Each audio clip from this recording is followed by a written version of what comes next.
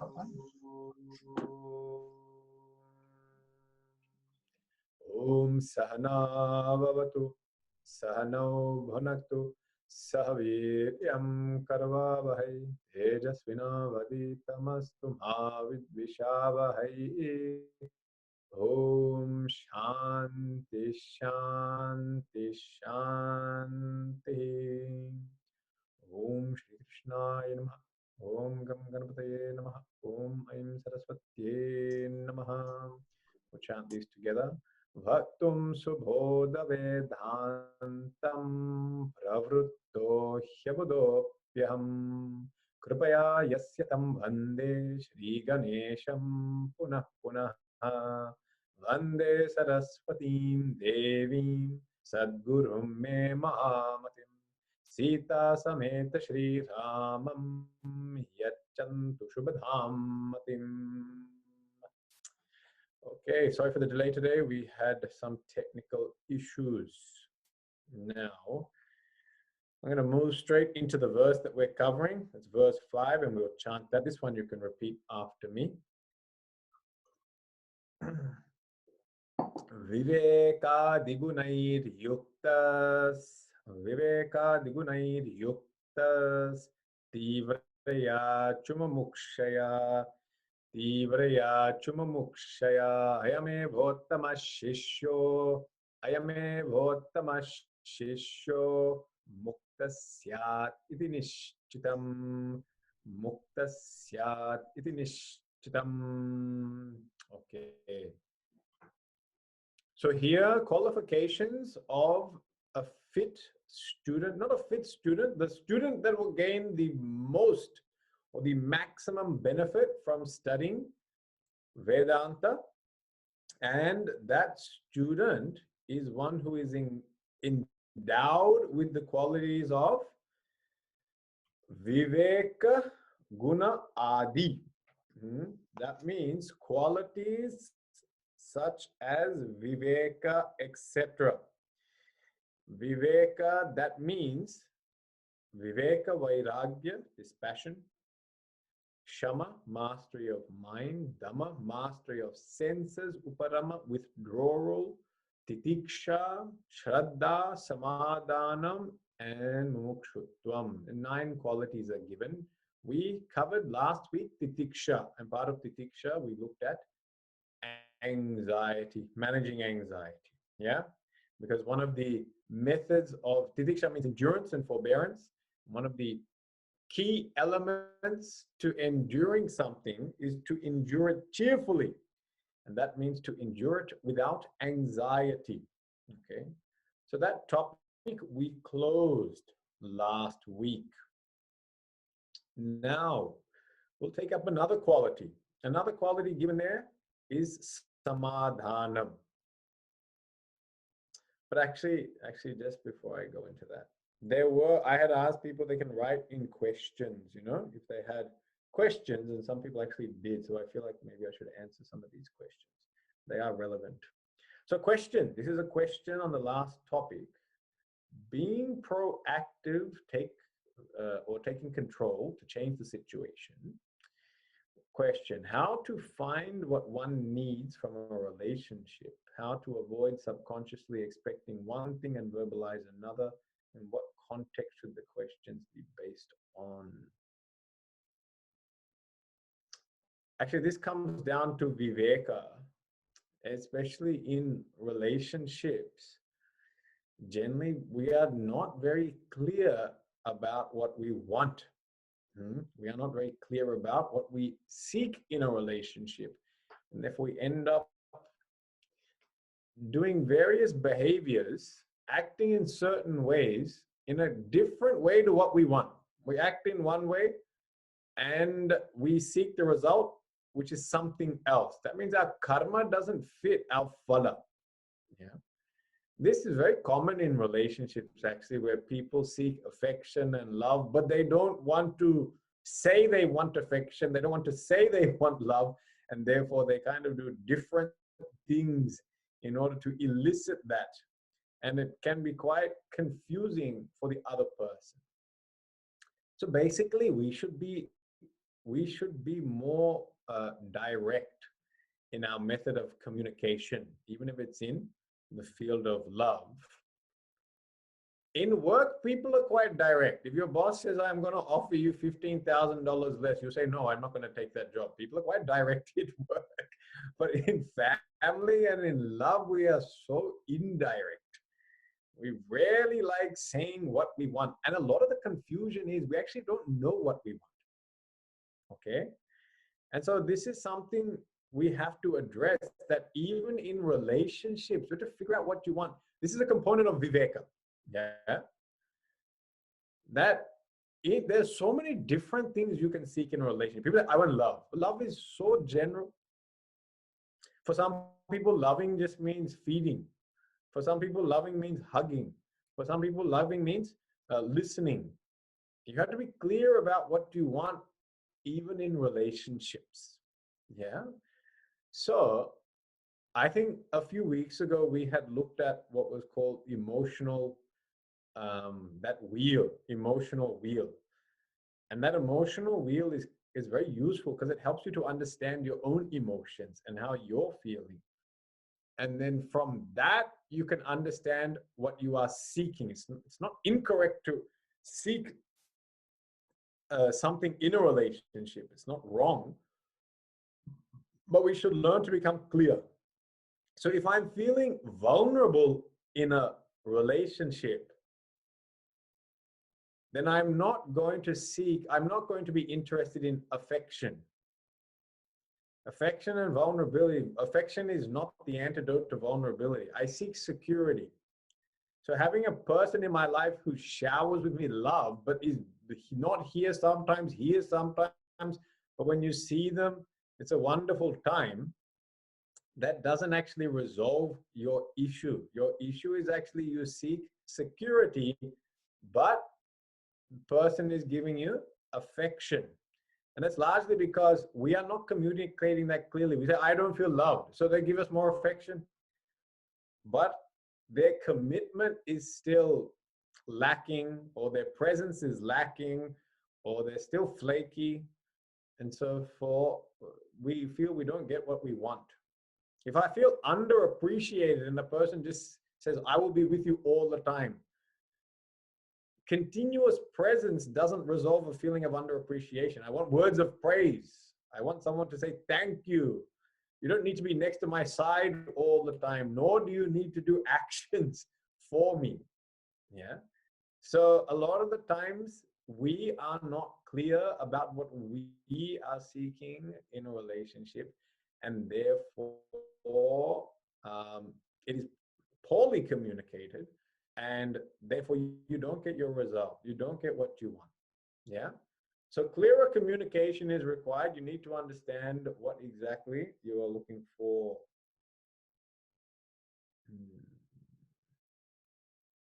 Okay.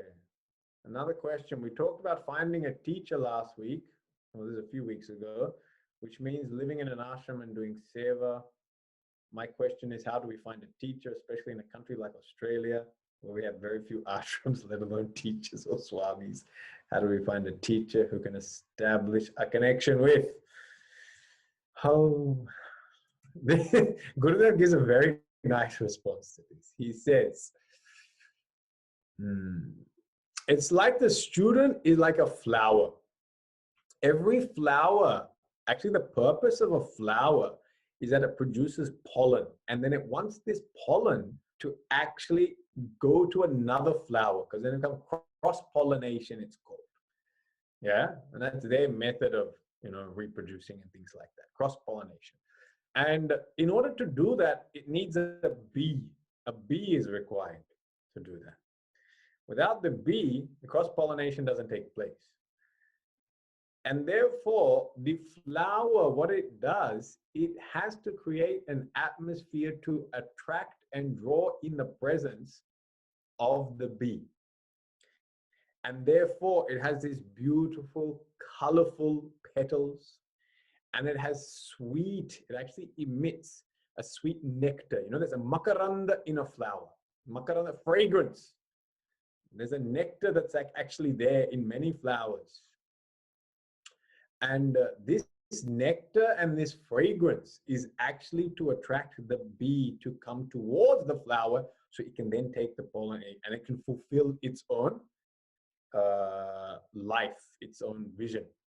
Same way as students, when we find that we are looking for a guru and it's not happening, it is largely because we haven't unfolded sufficiently. So when we haven't unfolded sufficiently, then that bee doesn't come. The bee doesn't come to the petal, to the flower that hasn't opened its petal, that is not emitting fragrance. And thus, it really becomes the onus of the student to unfold further. To whatever extent it can unfold. And therefore, practice of these qualities, these preparation qualities, become more important than actual just trying to read endless amount of Upanishads and self-study. Yeah. Practice of quality, viveka, vairagya, samadhi, sattva, sampatti, mumukshutvam. Those qualities I listed at the start of this class. These qualities you have to keep developing within yourself, especially the two, vairagya and mumukshutvam, detachment and desire for liberation. As these two become a lot more intense, then God himself, says God himself will come as guru and come towards you. So although we have written, a lot of the question says that in a country such as Australia, how do we find this? Well, I can say I found my guru. I didn't find him in Australia, but I found him while I was living in Australia. So it's certainly possible to find a teacher and feel connected. But I think sometimes we have to do a bit more effort. I think nowadays, generally, as the march of technology continues on, it means the life of the student becomes lazier, more enabled and lazier. Therefore, the student also doesn't put forth enough effort and therefore doesn't grow in those qualities. And doesn't grow in those qualities, God also says, not yet ready. Not yet ready. So you get access to something online, but generally we know online we don't feel that connected with anyone. To feel connected with someone, you have to go meet them. That's the bottom line. And in our Shastra, it was never guru going to meet students. It was always student going to meet guru. Tad vijnanartham saguru me vabhigachet. It's the duty of the student to go meet the teacher, not the duty of the teacher to go to the house of the student. So a little bit more effort on our part, but keep working at developing the qualities that we are discussing right now in this class, and that's how you get there. Last week, this is connected to anxiety, and we said anxiety, the antidote to anxiety was faith, trust, and belief. And a good question here, wouldn't knowledge also reduce anxiety? And it does, Shastra does say that one method of destroying fear, tattva avamarshanam, that means knowing the truth. Knowing the truth destroys fear. Yeah, and that is true. Knowing the truth does destroy fear. However, there is something about knowing the truth which is not so straightforward, is that the truth can be quite daunting, confronting. And it depends on your own inner capacity to deal with the truth. So when a person is very highly evolved, and when a person has got a tremendous amount of courage, which really comes from vairagya. Vairagya gives you courage. That when the truth is presented to such a person, they're not scared. There is no internal reaction which is increasing fear. And thus, truth can reduce fear. Now you see, at the time of a pandemic, all governments know you can't give all the information to the public. If you give all the information to the public, what does happen? Panic. Panic is induced. So now the Premier and even I think the Prime Minister said May the 11th. And everyone wants to know how much longer, how much longer, how much longer, right? Now, what if the truth of the situation is isolation will continue till September? And that's the best result for the country. What if they would actually say the best result of the country is we will remain on stage 3 restrictions until September? Majority of the people will not be able to handle this. They will oppose it, they will fight it, they will protest it, they will start, becoming uncooperative, protesting. All these things will happen because primarily can't deal with the truth. Yeah. If that is what the advisors have given, and if that is what is meant to happen, then that's the truth. So sometimes knowledge of the truth is very confronting. It's quite difficult to deal with. And so it requires a person who's quite evolved. Yeah. Must have a lot of dispassion.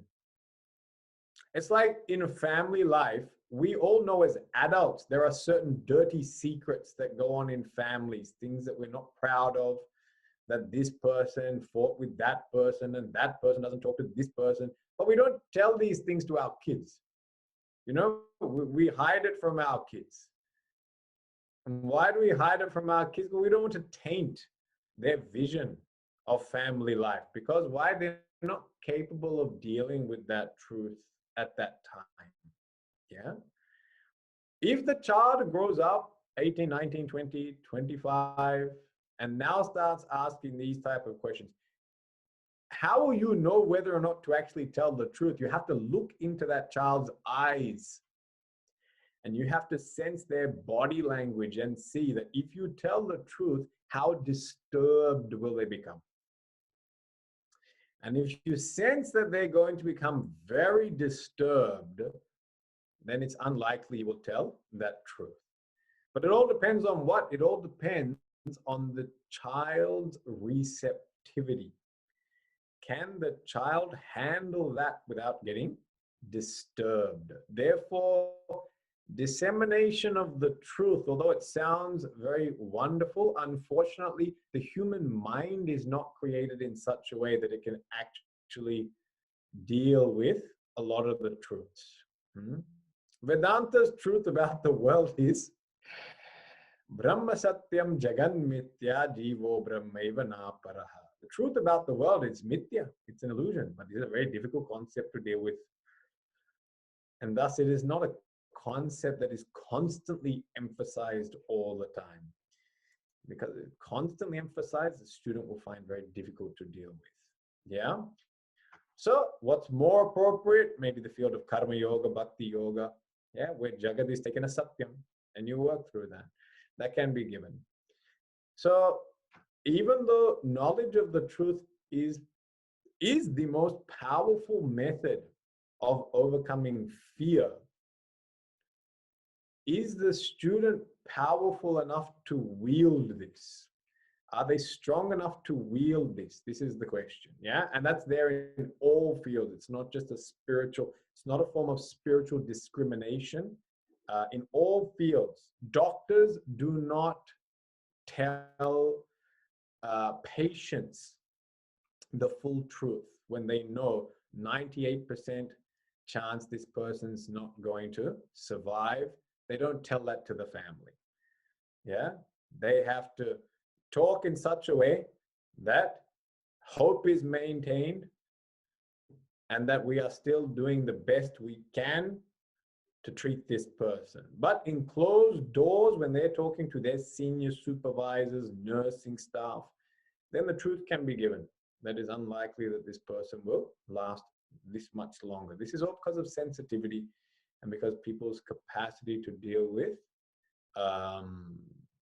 the emotional disturbances that come from dealing with the truth. So that's why it's best to develop greater faith, and faith is a much more apt and appropriate method of dealing with anxiety. As we become older, wiser and more dispassionate. As you become more dispassionate, you can deal with the truth. Truth is always dependent upon your knowledge of or level of dispassion. Okay. Last week we mentioned that 4 different levels of development. We talked about being a victim, then becoming a competitor, then becoming a master, and then we have one who rebels, Vihari. The question is, The competitor will face disappointment. That does happen because the competitor is out to win. And so loss is painful for the competitor. So the question is, there are times when we fail and that can lead to disappointment. However, as a master, we still have control to reset our emotions. How can we shorten the duration of disappointment? How do we shorten the duration of disappointment? Some disappointments last for minutes, some for days, some for weeks. Is there any technique to overcome disappointment as quick as possible? As quick as possible. Other than awareness that I'm disappointed and change in self-talk. No, there isn't any quick way to overcome things. See, again, shortcut. There's a shortcut mentality. Can we find a Swamiji, quick shortcut? Just give it to us. Yeah, and there is a shortcut to overcome disappointment. It's called a big tub of chocolate ice cream. It's quite effective. It works quite well in the short term. It doesn't require you to do too much. You just need a spoon. Some people don't even use a bowl. They just, from the tub itself, they just start eating. So this is a shortcut method to overcoming disappointment. However, it leads to further problems in the future. Anytime you want to rectify a problem, you have to do it properly. Yeah. If you want to clean your dishes, there's a shortcut method of just running it under water. But the proper method is to take soap and scrub. Same way, you want to clean your mind. There's a shortcut method for anything. But it doesn't mean the mind comes out clean at the end of it. If you want to properly clean your mind, then yes, you have to apply soap. Sometimes you have to let it soak as well. You have to soak, put soap, and then next day, scrub. Is there any way to avoid that? Not if you want a clean dish. Yeah. So how to manage disappointment? Yeah. We can look into that. That's a topic, how to manage disappointment. And how to manage disappointment, well, that's kind of what we did discuss last week. There are many different ways to handle loss. One is to recognize that the loss is only temporary and that you still have an opportunity for future gain. No loss, no failure is permanent. Yeah. And it can create an opportunity for future gain. People talk about learning from their failures. The key to learning from your failures is how you define yourself. That when you fail at something, don't define yourself as a failure.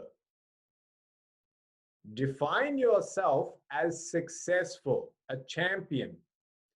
But even a champion is allowed to have an occasional failure. So your self-talk, your definition of yourself has to be removed or separated from the event that has taken place. The event is one, but who I am is different. Yeah. It's only when your definition of yourself starts changing that I start telling myself I am a failure.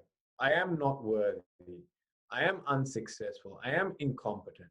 Then what happens is that lingers. That's why the disappointment lingers, because the event then triggers this self-doubt. Event triggers self-doubt.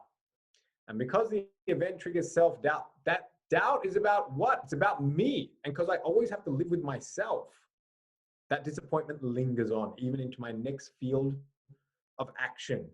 So I may have failed at a particular task today. Maybe I went for a run and I really wanted to do that run in half an hour, but it took me 40 minutes. Yeah. And so I feel like, oh, why am I not at my best? Now, if I define myself as a failure, then all of a sudden that will continue on into the next thing. So the next thing, I go home, I have breakfast with my family. And as I'm having breakfast, I'm in a low mood. Why? Because I'm already frustrated that I didn't do my exercise in the desired time. I'm running behind. And now I'm feeling frustrated because there's fundamentally a subconscious thought, well, not a very deep thought within your subconscious, within your conscious mind has taken place.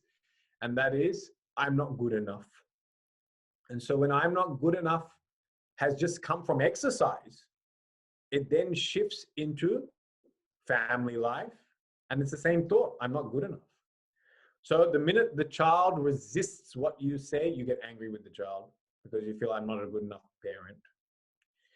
And then you sit down after that and do work, and an email comes or a phone call comes, and you get angry in that phone call because your colleagues are not listening to you, your subordinates are not following what you say, the boss didn't read your email properly. So then again, anger flares up because again, it triggers off the same thought. The thought is the same, I'm not good enough. But it's being triggered by different events, and actually partially it's being induced. It's triggered by the first event, and then it's induced in the other two events. So the key here is to change your self-talk about yourself, yeah? The talk about yourself is what you have to be very conscious of. That even if you fail something, it doesn't mean you're a failure, yeah? Doesn't mean I'm a failure. So whatever we connect to the thought I am, that we have to be very careful with. Yeah, we have to keep that positive. I am competent. I am successful. But even as a successful person, I'm allowed to have a failure. As a competent person, I am allowed to make a bad decision. I'm allowed to make a mistake. Yeah. As a loving person, I am also allowed to be rude once in a while. Yeah? So it's these once in a while situations that we have to be aware of, that we don't turn them into self-definition. Don't turn them into a self-definition. If it's interesting, when I sometimes set the youth different, what we call sadhanas. And sometimes it's like simple ones, like get up in the morning. So they set themselves, every day I'll try and get up in the morning at 6 a.m. And I say, for the whole week, they're going to do this. Now, it's interesting when I ask them, now tell me, how many days did you get done? And everyone comes with a disappointed face. Oh, Swamiji, I only got 5 out of 7. Oh, 5 out of 7. Swamiji, 3 out of 7. Swamiji, 2 out of 7. And the chap who's getting 1 and 0 doesn't even put his hand up. He said, I didn't even know what was there. I wasn't part of the class, Swamiji. I didn't even come last week. I didn't know. He tried. He didn't get any of them. Now, the one who gets 5, 3, or 4, what happens is when you look at that, 3 out of 7, 5 out of 7, it doesn't look like perfect marks. 7 out of 7 is perfection. 5 out of 7, what's happened? There's an immediate association of failure with 5 out of 7.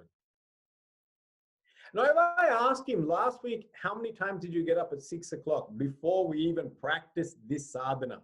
He'll say, I never get up at 6 o'clock. So actually, I'm at a 0.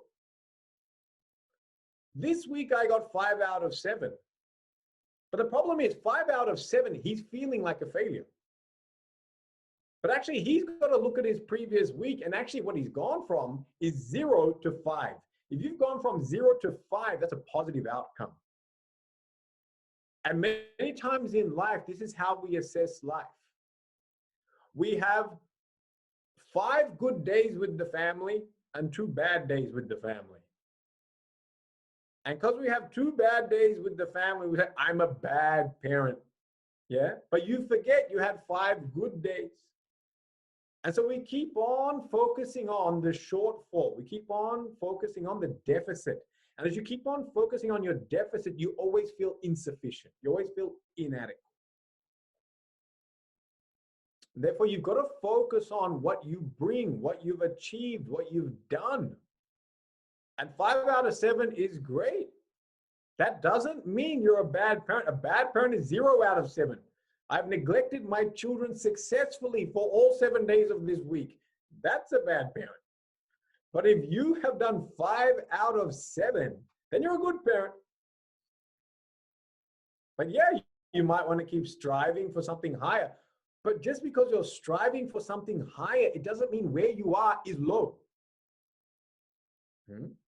You could be already very high, but you are going for even higher. In university, I think anything over 80 is a HD, high distinction. But some people, even 80 is not good enough. They still want to go for 90. Even though you get 80, you got a high distinction, but they still want 90, 95. No way we can call that person a failure for getting 80.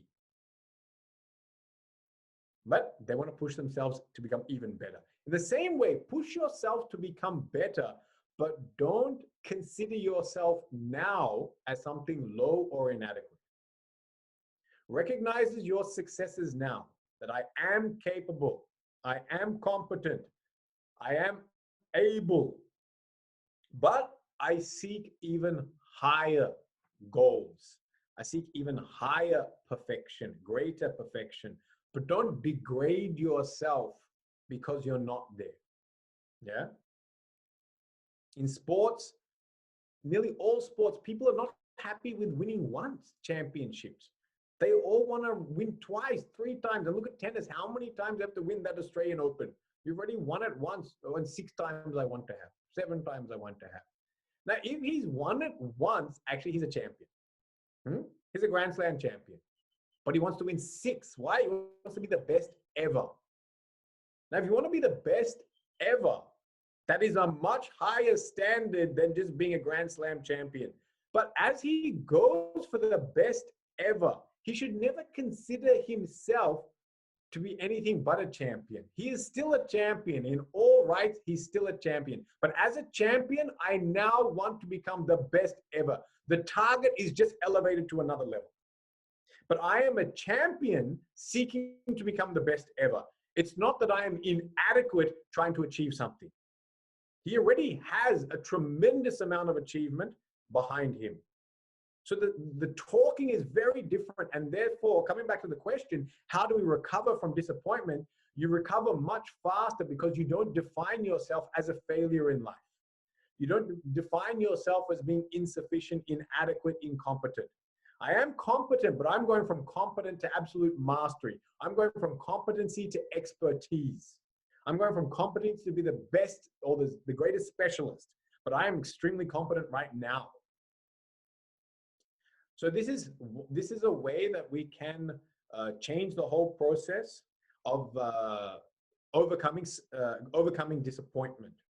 Yeah, that even though we fail, don't allow it to enter into your psyche and redefine who you are. And if you find that difficult, keep writing down your successes.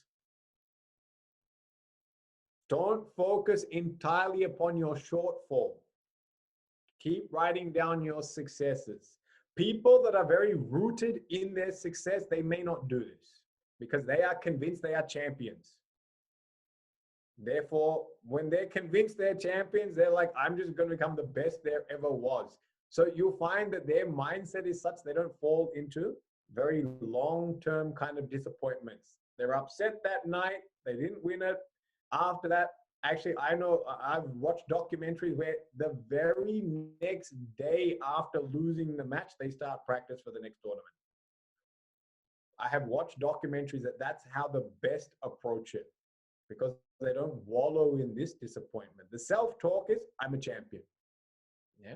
So in this way, we can speed up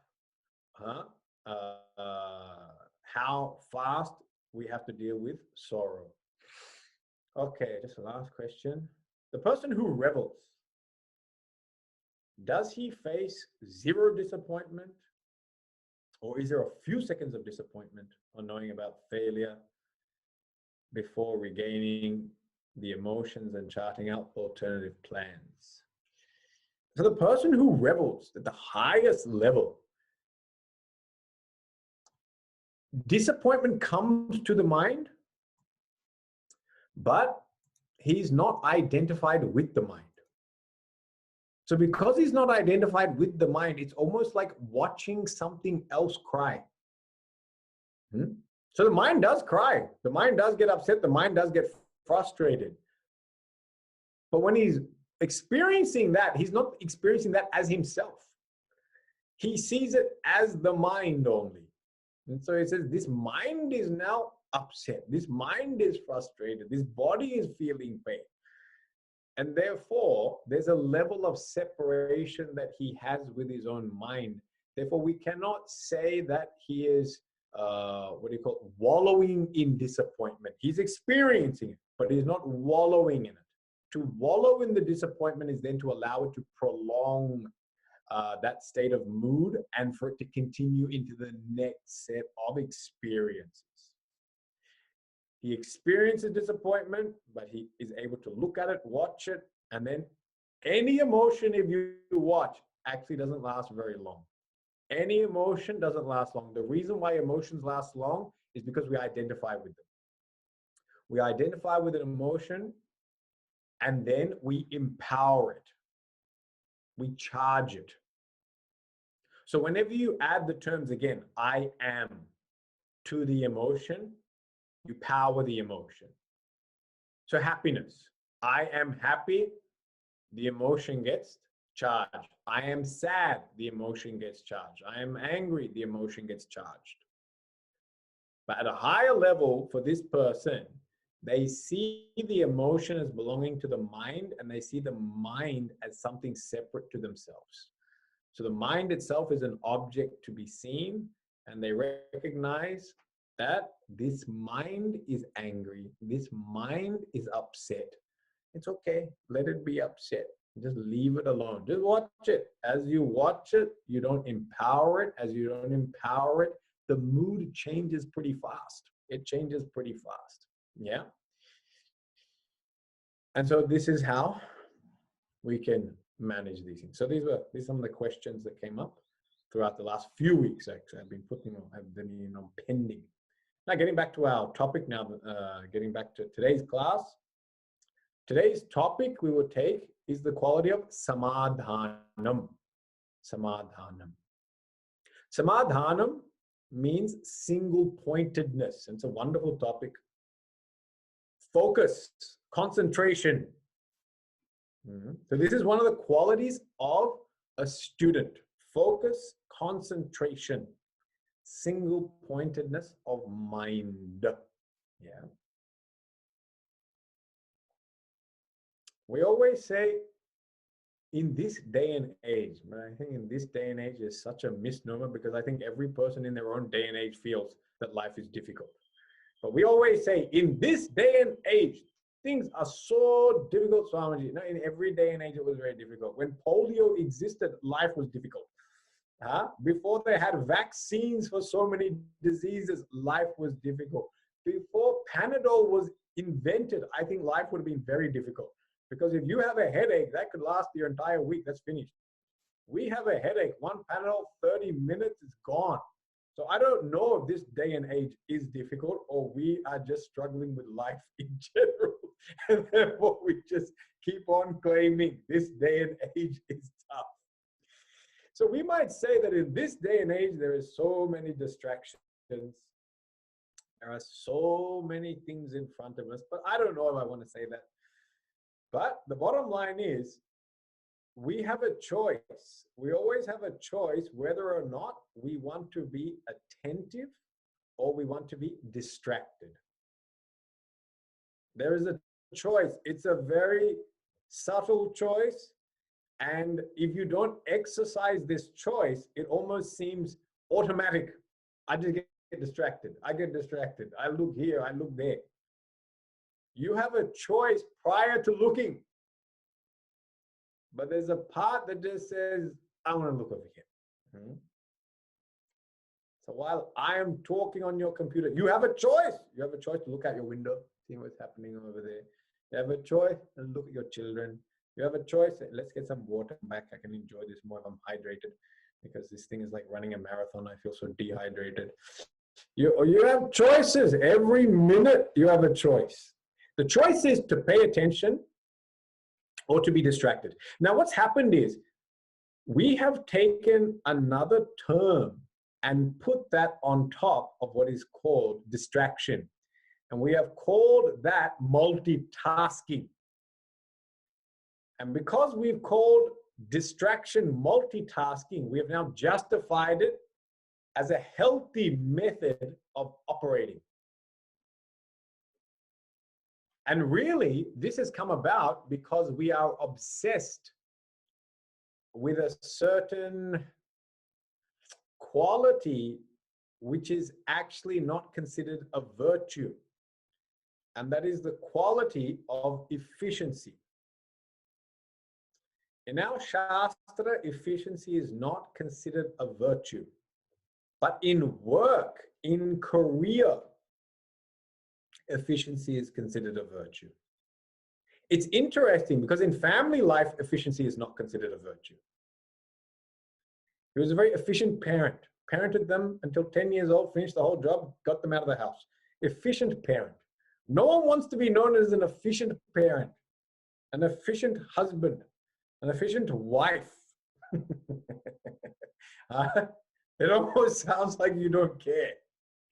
We want to be called loving parent, loving spouse, loving child, caring child, not efficient, very efficient child. Yeah, just efficiently loved me, moved out of the house and moved on the next stage of life and forgot about me after that. You're so efficient, very quick at doing whatever they want. Gained all the knowledge they needed from me in 3 years, then left. At the age of 3, walked out of the house. So efficient. We want more children like that. No. In the field of, you see how the word efficiency is not even valued in family life. We have come to value this word so much, and it's kind of it's an incorrect value. It's an erroneous value because you won't find this word in the Shastras at all. Efficiency never comes in the Shastra as a virtue. So what does this mean? We have now we now worship the word efficiency. And because we worship efficiency, we now worship multitasking. And because we worship multitasking, we have now put that as a noble label on top of something which is essentially distraction. A break from me attending my current task. That's what multitasking involves. Break from attending your current task. Yeah. Now, in the name of efficiency, we have justified this. But Shastra in no way supports this. There is no support for the use or lifestyle of multitasking. And again, if I take it to another level, distraction has been called multitasking, which is coming from the need to develop efficiency. And do you know where efficiency actually comes from? Efficiency means what? Doing minimum, gaining maximum. Minimum energy expenditure. An efficient system is a system that has got minimum energy expenditure. That's also efficient. Yeah? Minimum amount of waste. And where this has come from, using minimum amount of energy, has essentially come from an attitude of laziness. That's where it's actually born out of. I want to do less and gain more. When I do less and gain more, I consider that to be an efficient system which is highly productive. Therefore, in all my interactions, I'm constantly trying to figure out how can I do less and gain more. So in the future, if we have to parent our 3 children or 2 children, and if you really want to be efficient, you should record all the dialogues you're having with your first child. And next, when your second child becomes a teenager, just tell them to watch the YouTube video of you parenting the first child. And then that will be very efficient because you say, oh, I've already done it. It's already done. So you're becoming a teenager and now you want to drink. Okay, I've already given a lecture to the first child and about the evils of drinking or whatever attitude to drinking. Now, just please watch that. We don't need to have this 1 hour discussion. Yeah. So watch my YouTube video. It's called Parenting 101 by your father. Okay. So watch that. And I've got another one after that. That one's on smoking. And the one after that goes on to dating. And the one after that goes on to the beauty of arranged marriage. And the one after that goes into worship of God. So everything's up there. Please just watch. And I'll meet you in 10 years' time. So in this way, this would be an extremely efficient method of doing things, because then I don't need to repeat myself. Why am I repeating myself? You see, this is coming out of what? What's it born out of? It's born out of fundamental laziness. Yeah, that's essentially where it comes from. I was just thinking today, I'm working on a project at the moment where I'm writing down, actually, someone had written down all the quotes. There's a commentary that I'm studying in Sanskrit. And in that commentary, many different quotes from the Upanishads are given. And someone had written them all on a piece of paper. And it's printed. But I got this 15 years ago when I was in the course. And a thought came to me, why don't I just email that person and get that document? Because currently I've only got it on paper. And I want to get it on electronic form. And then I thought, why am I being so lazy? The purpose of getting these documents to study it. So I said, no, I will retype the entire document, 40 pages full of quotes. But I said, I will do it because the purpose is that I gain mastery. If you have interest in gaining mastery of anything, you cannot adopt the mentality of taking shortcuts. Mastery and shortcuts do not go together. Shortcuts and efficiency go together. But efficiency is born out of what? Laziness. Yeah? So the reason why we love shortcuts is because we feel it makes our life efficient, and it essentially means I can put in less work. Now, I'll just tell you one thing. If you're interested in moksha, and I assume most of you are because you're listening to a Swami on a Saturday morning. So if you're interested in moksha, unfortunately, there is no shortcut to moksha. I have been exploring this concept for the last 20 years, but unfortunately, it's not there. I've been looking, reading diverse things. And in the process of all my extensive research, I realized that I have done more work researching the shortcut to moksha. Maybe I should have just worked for moksha. And therefore, there is no shortcut to moksha. Moksha means what? Absolute mastery of oneself and overcoming the ego. So if your goal in life is moksha, self-mastery, then there is no shortcut. We have to get out of this mentality of looking for a shortcut. Yeah? Looking, how do I put in less effort? Never ask yourself the question, how do I put in less effort? Always ask the question, how do I become more skilled? How do I gain more mastery? How do I become better? This is the attitude of all champions. All winners. They don't ask the question, how do I do less? They're always asking, what more can I do? What more can I do to be better than my opposition? What more can I do to become a better version of myself? Don't ask less, always ask for more. This attitude of asking, wanting to do more, willing to do more, this attitude will then induce, will help you avoid multitasking, will help you avoid distraction, and will make it very easy to concentrate. Just by changing your fundamental attitude that I'm here to master this, not just get it done. And if you're here to master something, do it with care. Do it with attention. And if you want to enjoy life, do it with love.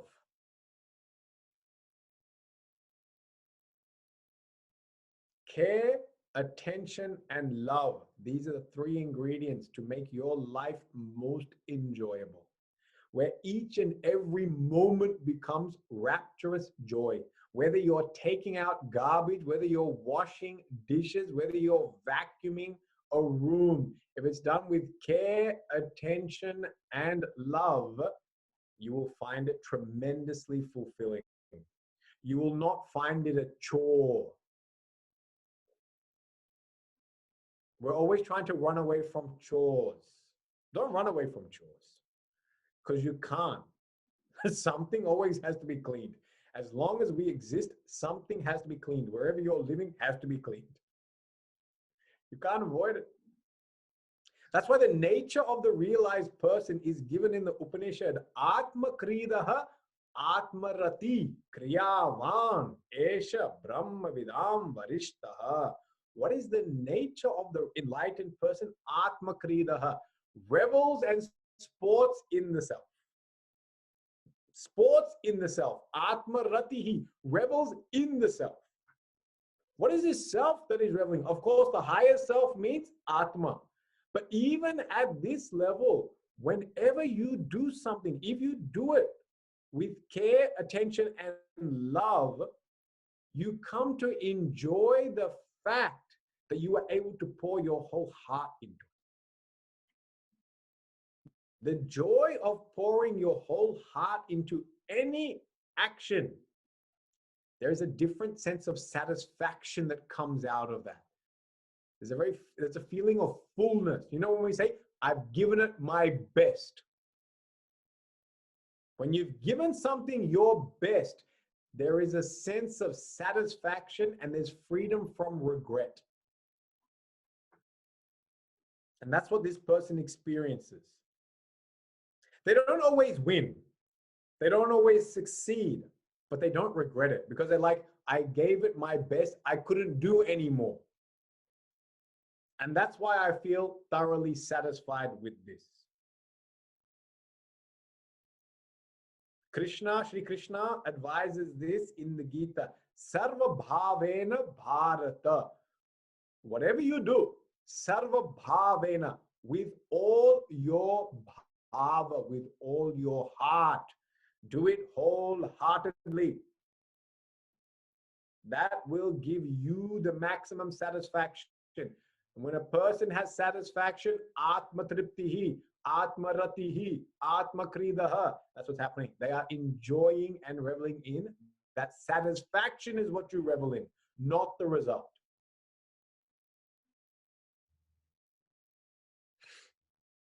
Therefore, each moment becomes one of joy, that there is no mundane things to do. We all know now we're sitting in a house in isolation. Because we're sitting in this house, sometimes a lot of the things we have to do, fold the blanket that sits on the couch. Because every day someone sits on a couch and throws the blanket here, so you have to fold that blanket. Rearrange the cushions, wash the dishes, put away this. And it seems so tedious and you feel like I'm not achieving anything with my life. All I'm doing is cleaning a dwelling and then cooking the next meal and then cleaning up after the next meal. And if you look at it, it looks so mundane.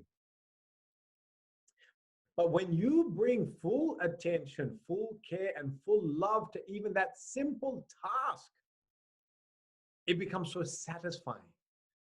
You experience such a deep level of satisfaction that the mundane becomes fascinating. The mundane becomes fascinating. That's the key. This is the key to living a full life. You can't chase extraordinary situations and circumstances.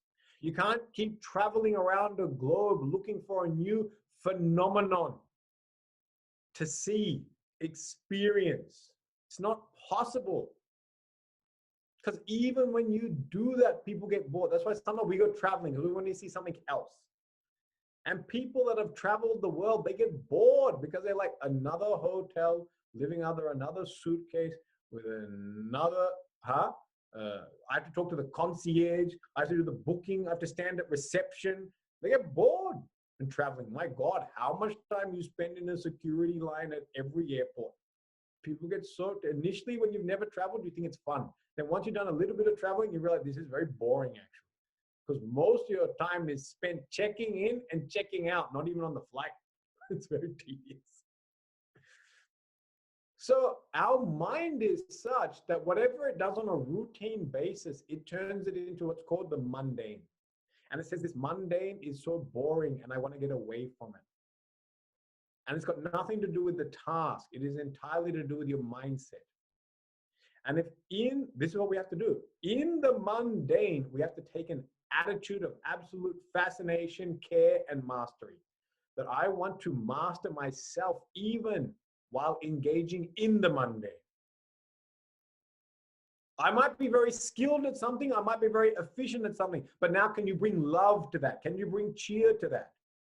Some people are very skilled and efficient. They do things very quickly and quietly, but can they do it with love?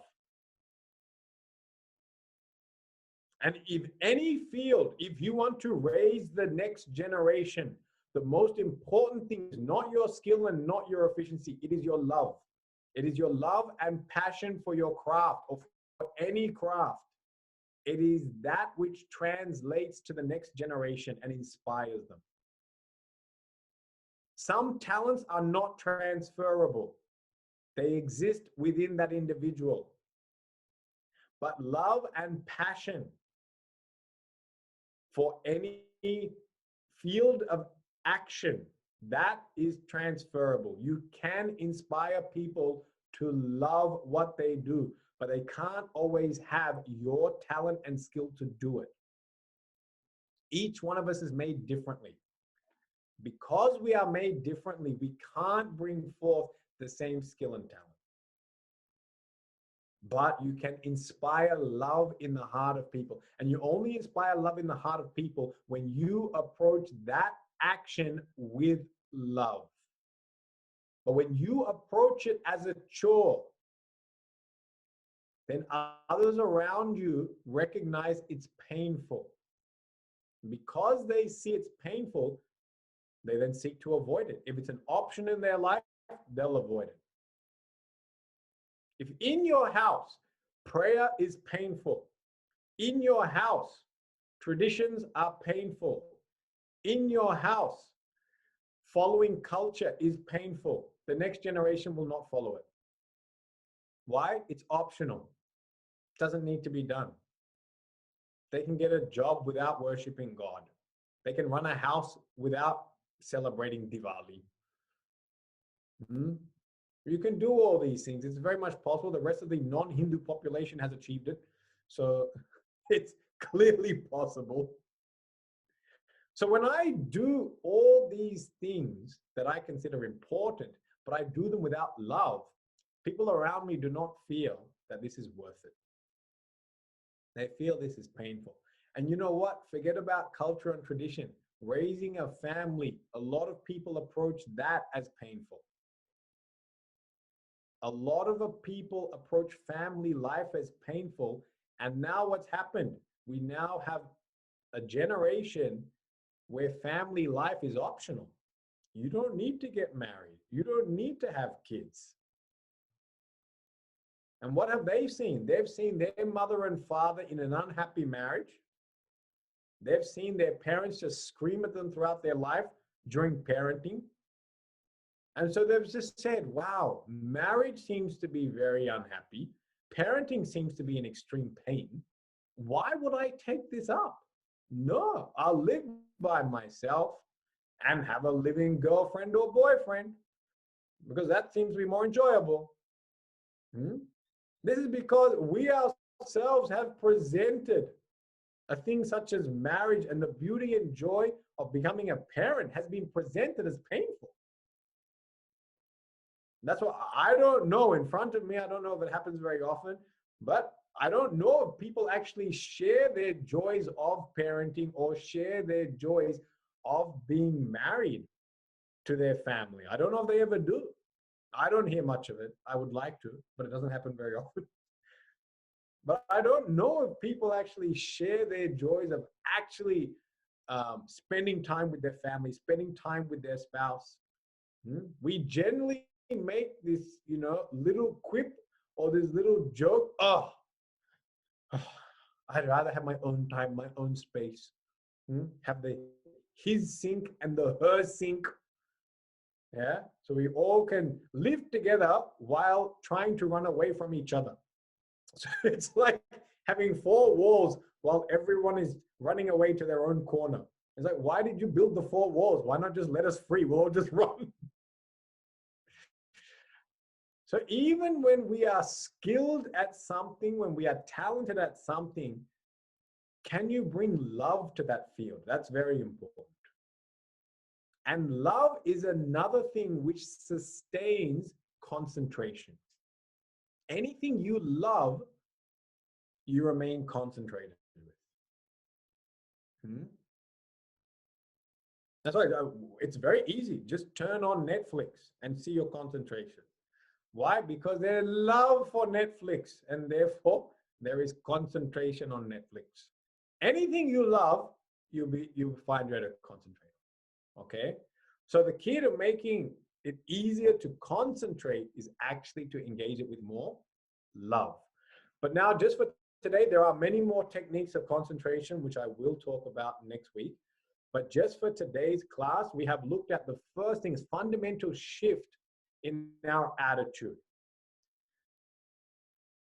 We always have a choice between being attentive and being distracted.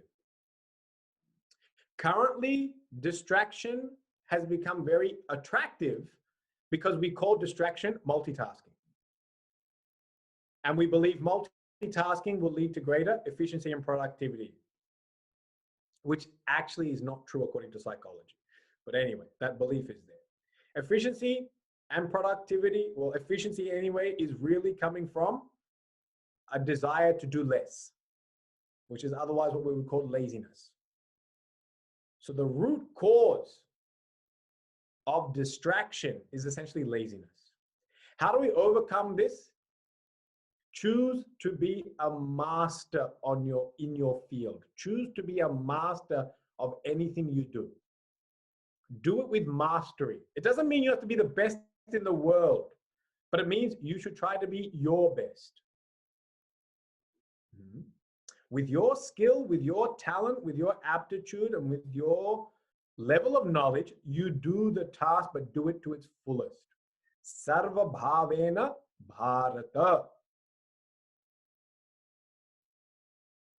So now when I make a fundamental shift that I'm here to do things for the sake of mastery, not efficiency, convenience, all of a sudden I become willing to make the first choice. And the first choice is the choice to pay attention. Yeah? And then as you pay attention and as you make this choice again and again and again, you will find that yes, you become more skilled and efficient. You become more skilled at it. But now you have to also bring in a sense of care and love. Mechanically, it's going on very fast. But can you do it with love, care, and attention? And when you bring these three elements into it, then you've got full mastery of any task. You may not be the best in the world. You may not be Gordon Ramsay, master chef, but if your food is cooked with care, attention, and love, it is the best meal to eat. Why do all children love their mother's food? Just the other day, my mother cooked a meal for me, and it was the most satisfying meal I've ever had. Even after so many years, her food is so tasty. Why? When it's cooked with attention, care, and love. That's how we cook when we cook for our children. We even cut that carrot in the way that the child wants it, because we know if it's one big block, the child just throws it away. So to get the carrot, you need to dice it into these fine thread-like components. Because why? My child likes eating it this way. This is called doing it with love. This is called doing it with care. And when you cook it like that for the rest of their life, the child is going to be so satisfied with your cooking. Other people might say, I'm not into this food. I don't like it. This is not that great. But that child will say, best food ever. Because raised on care, love, and attention. So in this way, we experience a deep level of satisfaction with even mundane tasks. And the rest of the world comes to benefit from the love and care that we pour into each and every interaction we have. Okay? So this week, simple, practice this. Practice your choice to pay attention or your choice to be distracted. Yeah? In every moment, that choice is there. Attention or distraction. Choose attention this week. Okay? Try that. Next week, we'll look at other methods of how we can develop more concentration. Okay.